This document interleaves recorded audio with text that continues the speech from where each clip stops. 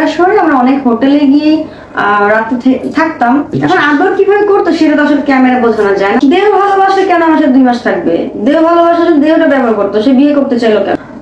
রাজের সাথে আমার প্রথমত ফ্রেন্ডশিপ হয়, তারপর একজন আরেকজনকে আমরা অনেক সময় দিই, তারপর তো ভালো লাগা থেকে ভালোবাসা, আর ভালোবাসা থেকেই আমাদের ফিজিক্যাল রিলেশনটা হয়।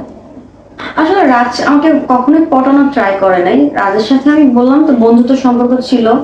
ফ্রেন্ডশিপ থেকে রাজের লাইফস্টাইল কেমন ছিল, ওর গত টাইমে কি হয়েছে সবকিছু আলোচনা করেছে আমার সাথে। তো ওই আলোচনা, একজন আরেকজনকে সময় দেওয়া, একজন আরেকজনকে বোঝার যে সময়টা, বোঝার যে মনোভাব, ফিল, সেটা আমিও দিয়েছি, সেটা রাজও দিয়েছে। কিভাবে বুঝবো একটা মানুষ যখন তার মনের ভাবনাগুলো প্রকাশ করে সেভাবে বোঝা যায় নাকি? আমাদের মাঝে কখনোই জোর হয়নি। আমি যেমন রাজকে ফিল করেছি, রাজও তেমনটাই ফিল করেছে। ফিল দিয়েছি কিভাবে? যে আমাকে সময় দিয়েছে, আমাকে সম্মান দিয়েছে। বলেছি ভাই, আমরা একজন আরেকজনকে অনেক সময় দিয়েছি। আমরা ঘুরতাম, আমরা আড্ডা দিতাম, সকালে নাস্তা থেকে নিয়ে রাতের ডিনার আমরা একসাথে করতাম। তো এটা কি অনেক সময় না? জায়গাগুলোর নাম আসলে আমি বলতে চাচ্ছি না, তবে ঢাকা শহরে আমরা অনেক হোটেলে গিয়ে রাতে থাকতাম।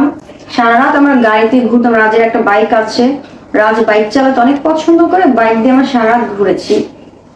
আমরা দিনেও ঘুরেছি, রাতেও ঘুরেছি। রাজের মা তো প্রথম থেকে চাচ্ছিল না রাজের সাথে আমার সম্পর্ক হবে।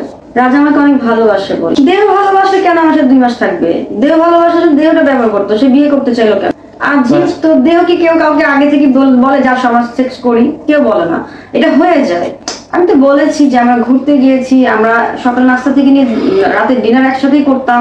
যখন একটা ছেলে একটা মেয়ের কাছাকাছি থাকে, অনেক সময় দেওয়া হয়, তাদের মাঝে আদর তো হবে, এটা তো অস্বাভাবিক কিছু না।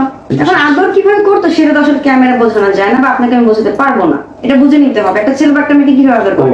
হ্যাঁ, গার্লফ্রেন্ড বয়ফ্রেন্ড।